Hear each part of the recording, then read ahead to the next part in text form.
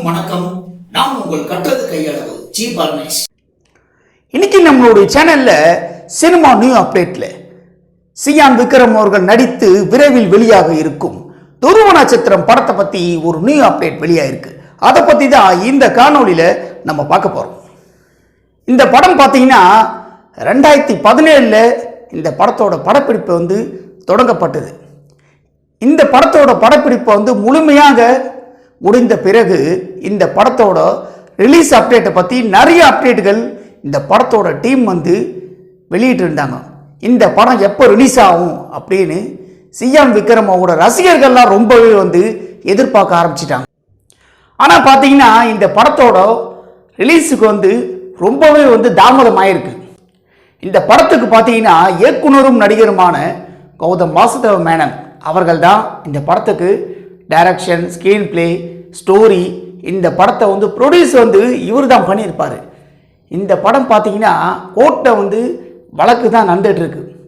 தயாரிப்பாளர்களுக்கும் இவருக்கும் ஏற்பட்ட சில பிரச்சனைகளால் பார்த்தீங்கன்னா ஜூன் மாதத்துக்குள்ளே இந்த படத்தை ரிலீஸ் பண்ணணும் அப்படின்னு கோர்ட்டில் உத்தரவு போட்டிருக்காங்க. ஆனால் சில நிதி பற்றாக்குறை காரணமாக ஜூலை மாதம் வரைக்கும் இவர் டைம் கேட்டிருக்காரு ரிலீஸ் பண்ணுறதுக்கு. இதை நீதிமன்றத்தில் கௌதம் வாசுதேவன் அவர்களுக்கு ஆதரவாக தான் இந்த தீர்ப்பை வழங்கியிருக்காங்க. இந்த படம் பார்த்தீங்கன்னா ஜூலை மாதம் வரைக்கும் இவர் டைம் கேட்டிருக்காரு. இந்த படம் ஜூலை மாதம் அப்படி இல்லைன்னா ஆகஸ்ட் மாதம் தான் இந்த படம் வெளிவரத்துக்கு நிறையவே வாய்ப்பு இருக்குது. நிதி பிரச்சனையை சால்வ் பண்ணுறதுக்காக தான் ஜூலை மாதம் வரைக்கும் கோர்ட்டில் டைம் கேட்டிருக்காரு இவர். இப்போ இந்த படம் பார்த்தீங்கன்னா ஜூலை மாதம் ரிலீஸ் ஆக போதா இல்லை இந்த படம் ஜூலை மாதம் வரைக்கும் டைம் கேட்டிருக்காரு. ஆனால் கண்டிப்பாக இந்த படம் ஆகஸ்ட் மாதம் தான் திரைக்கு வரும் அப்படின்னு இந்த படத்தோட டீம் ஒரு அப்டேட் வெளியிட்டிருக்காங்க. இந்த படத்தோட ஒரு பாடலை வெளியிட்டிருக்காங்க. இணையதளத்தில் ரொம்பவே இந்த பாடலை வைரலாக தான் இருக்குது. சியான் அவர்களோட ரசிகர்களை இந்த பாடல் ரொம்பவே கவர்ந்துருக்கு. அதே மாதிரி இந்த படத்தை பொறுத்த வரைக்கும் பார்த்தீங்கன்னா இந்த துருவ நட்சத்திரம் படத்தில் இவ்வளோ நடிகர்கள் இருக்காங்களா அப்படின்னு கேட்குற அளவுக்கு தான் இந்த படத்தில் இருக்காங்க. இந்த படத்தோட கதாநாயகி ரித்து வர்மா, அதே மாதிரி மிகப்பெரிய இயக்குனரும் நடிகருமான ஆர் பார்த்திபன், ராதிகா சத்குமார், சிம்ரன், ஐஸ்வர்யா ராஜேஷ், இவங்களாம் பார்த்தீங்கன்னா இந்த துருவ நட்சத்திரம் படத்தில் இருக்காங்க. பல தடைகளை உடைச்சி எஞ்சி தான் இந்த படம் வெளியே வரப்போகுது. ஆகஸ்ட் மாதம் சொல்லியிருக்காங்க. இதற்கு பிறகு இந்த படம் ரிலீஸ் செய்து தள்ளி போதா இல்லையான்னு இதுக்கான அப்டேட்டுகள் வெளியே வந்தால் தான் தெரியும். ஏன்னா கௌதம் வாசுதேவன் அவர்களை பொறுத்த வரைக்கும் பார்த்தீங்கன்னா கௌதம் வாசுதேவன் அவர்களை பொறுத்த வரைக்கும் பார்த்தீங்கன்னா ஏற்கனவே ஒரு காணொலி வெளியிடும் போது நம்ம சொல்லியிருந்தோம். இப்போ பார்த்தீங்கன்னா ஃபஸ்ட்டு சூர்யாவோட நடிப்பில் காக்க காக்க படம் எடுத்தார். அதே சாலையிலேயே வேட்டையாடி விளையாடு திரைப்படமும் சில காட்சிகள்லாம் இருந்தது. இந்த படத்தில் அந்த வில்லன்லாம் டேய் வாடா அப்படின்னு சொல்லிட்டு சண்டை கூப்பிட்றதுலாம் வில்லன் வாடா அப்படின்னு சொல்லிட்டு நிறைய வசனம்லாம் பேசும்போது இந்த மாதிரி இருந்தது. அதே மாதிரி வேட்டையாடு விளையாடு இந்த படத்தோட சாயலில் தான் என்னையே இருந்தால் திரைப்படமும் இருந்தது. ஏன்னா கதைகள் சில மாற்றங்கள் பண்ணியிருக்கலாம். ஆனால் காட்சிகள்லாம் பார்த்தீங்கன்னா அதே மாதிரி தான் இருக்குது. என்னையே இருந்தாலும் அதே மாதிரி எடுத்தாரா, அதே மாதிரி அச்சம் என்பது மடமையிடம் சிம்பு அவர்களோட திரைப்படமும் நிறைய சாயல் பார்த்தீங்கன்னா என்னை என்றால் படத்தை பார்க்குற மாதிரி தான் இவருடைய திரைப்படங்கள் இருந்தது. இப்போ இந்த துருவ நட்சத்திரம் படத்தை எந்த லெவலுக்கு அவர் டைரக்ஷன் பண்ணியிருப்பார் அப்படின்னு நம்ம எல்லாரும் பொறுத்திருந்தா பார்க்கணும். இதற்கு முன்னாடி எடுத்த படங்கள் மாதிரியே அந்த படத்தோட சாயலையே எடுத்திருக்காரா, இல்லை சியான் விக்ரம் அவர்களுக்கு ஏற்ற மாதிரி அவருடைய பாணிலேயே இந்த திரைப்படம் டைரக்ஷன் பண்ணியிருக்காரா இல்லையான்னு இந்த படம் வெளியே வந்தால் தான் தெரியும். ஏன்னா இந்த படம் ரொம்ப வருடங்களாக 2017 தொடங்கப்பட்ட இந்த படம் பார்த்தீங்கன்னா இந்த படம் நிதி பற்றாக்குறை காரணமாக அதே மாதிரி சட்ட பிரச்சனையும் கௌதம் வாசுதேவன் அவர்கள் சந்திச்சிருக்காரு. ஏன்னா இந்த படத்தோட ரிலீஸ் அவருக்கு தான் தெரியும் இவர் என்னென்ன கஷ்டப்படுறாரு அப்படின்னு. ஒரு படத்தை நம்ம பார்த்துட்டு திரையரங்குகளில் வெளியே மச்சான் இந்த படம் நல்லா இல்லை மச்சான் அப்படின்னு சொல்லிட்டு அசால்ட்டாக கூட சொல்லலாம். ஆனால் ஒரு படத்தை எடுக்கிறது எவ்வளோ கஷ்டம்னு இந்த படத்தை எடுக்கிற டீமுக்கு தான் தெரியும். அதே மாதிரி தான் துருவ நட்சத்திரம் திரைப்படம். இந்த படம் ரிலீஸுக்கு தாமதமாக தான் இருக்குது. அதே மாதிரி சியான் விக்ரம் அவரோட படத்தை பொறுத்த வரைக்கும் பார்த்தீங்கன்னா இப்போ அவர் நடிக்கின்ற ஒவ்வொரு திரைப்படமும் படுதோல்வியை தான் சந்திக்குது. இதற்கு முன்னாடிலாம் பார்த்தீங்கன்னா சியான் விக்ரம் அவர்களுக்குன்னு ஒரு தனி மவுஸ் இருக்குது, தனி ரசிகர் கூட்டமே இருந்தது. இவர் ஒரு படம் நடித்தார்னா அந்த படம் வந்து மெகா ஹிட் திரைப்படமாக தான் ஆகும் அப்படின்னு, இவர் படம் வந்து மிகப்பெரிய அளவுக்கு ஹிட் ஆகும் அப்படின்னு நம்பி தான் வாங்குவாங்க. ஆனால் நான் சொல்கிறது பார்த்தீங்கன்னா இதற்கு முன்னாடி வரிசையாக வந்து இவர் இட்டு கொடுத்தாரு. சேது பாலா அவர்கள் தான் இவருடைய சினிமா கேரியரையே வந்து மாற்றினார். சேது படத்திற்கு பிறகு தில், தூள், அதே மாதிரி ஜெமினி, அதாவது வந்து ஏகுறை வந்து தலைவர் சூப்பர் ஸ்டார் ரஜினிகாந்த் அவர்கள் ரேஞ்சுக்கு வந்து இவரை வந்து பில்டப் பண்ணுற அளவுக்கு தான் இவருடைய திரைப்படம் வந்து அப்போ வெற்றி அடைஞ்சது. காசி, இப்படியே வந்து சொல்லிகிட்டே போகலாம், சாமி, இந்த மாதிரி மிகப்பெரிய வெற்றி திரைப்படங்களை அவருடைய வித்தியாசமான நடிப்பால் மிகப்பெரிய அளவுக்கு வசூல் சாதனையை இந்த திரைப்படங்கள்லாம் பண்ணுச்சு. இப்போ பார்த்தீங்கன்னா சியான் விக்ரம் அவர்கள் நடிக்கின்ற திரைப்படங்கள்லாம் சமீப காலமாக அவர் நடிக்கிற திரைப்படம்லாம் பார்த்தீங்கன்னா கதையில் வந்து அவர் கவனம் செலுத்த மாட்டாரு. அதாவது என்ன நடித்தாலும் வந்து நம்ம பார்த்துருவாங்க அப்படின்னு சொல்லிட்டு ஜனங்களை வந்து முட்டாளாக்குற மாதிரி இருக்குது. நான் சொல்கிறது பார்த்தீங்கன்னா இப்போ சமீப காலமாக சியான் விக்ரம் அவர்கள் நடிக்கின்ற எல்லா திரைப்படங்களும் படு தோல்வியை தான் சந்திக்குது. இதற்கு காரணம் என்னன்னா, அவர் வந்து சரியான கதையை வந்து தேர்ந்தெடுத்து நடிக்க மாட்டாரு. ஒரு 5 வித்தியாசமான தோற்றத்தை இவர் கொடுக்குற அப்படின்னு சொல்லிட்டாவே இந்த படத்தோட கதையை வந்து அவர் கேட்கறதில்லை. கோப்ரா திரைப்படத்திலேயே வந்து அப்படி தான் பண்ணாங்க.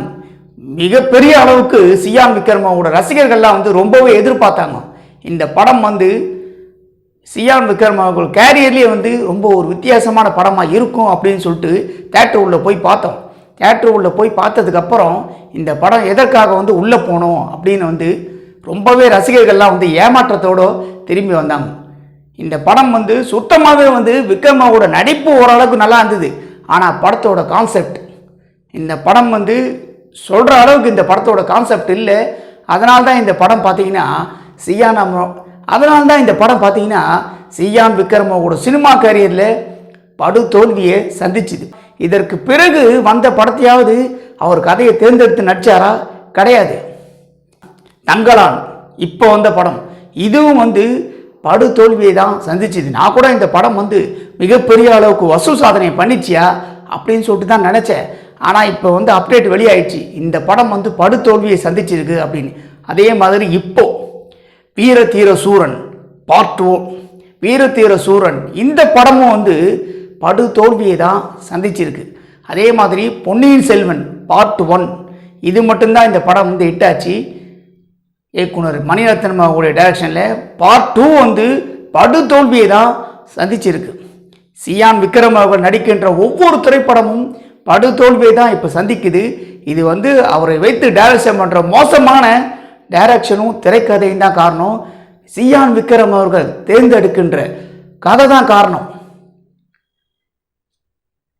நல்ல கதையை தேர்ந்தெடுத்து நடித்தாதான் சியான் விக்ரமோட திரைப்படம்லாம் வந்து வெற்றி அடையும்.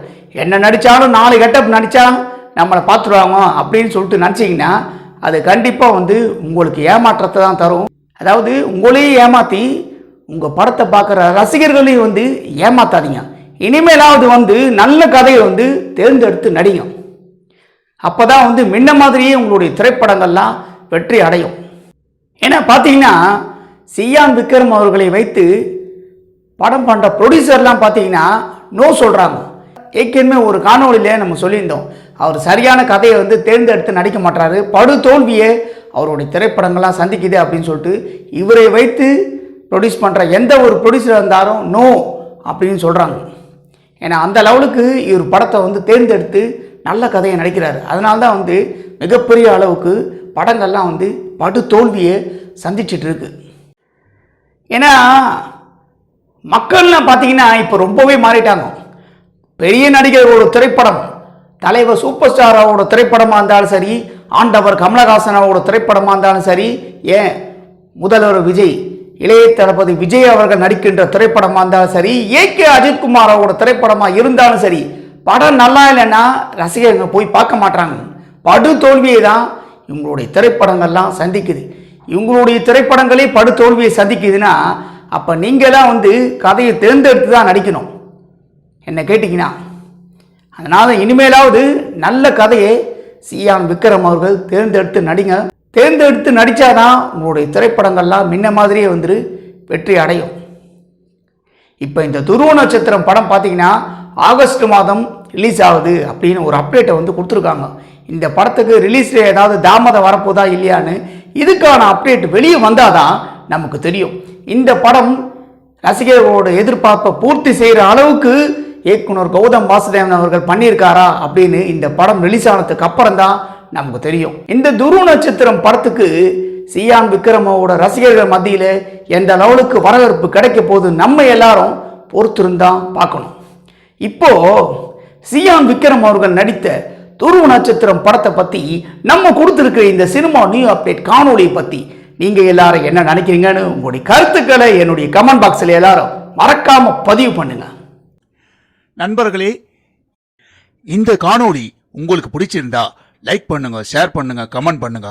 ரொம்ப பிடிச்சிருந்தா ஜி பார்மேஷன் கட்டுறது கையளவு சேனலை சப்ஸ்கிரைப் பண்ணுங்க.